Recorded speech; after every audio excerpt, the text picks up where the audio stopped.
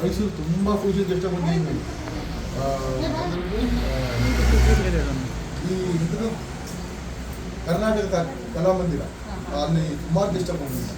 Dance competitions, fashion shows, ಆಮೇಲೆ ಕನ್ನಡ ಹಬ್ಬ, ರಾಜ್ಕುಮಾರ್ ಸ್ಮರಣೆ ಅದಕ್ಕೆಲ್ಲ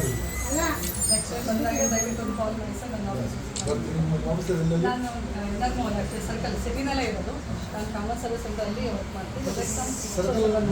ಸರ್ಕಲ್ ಇರ್ತೀರಾ? ನನ್ನ ಆಫೀಸಲ್ಲಿ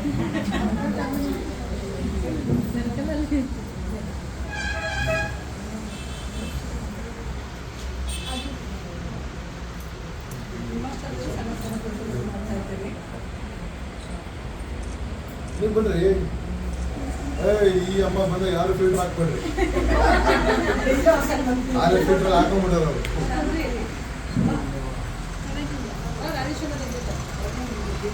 ನೀವು ಬನ್ರಿ.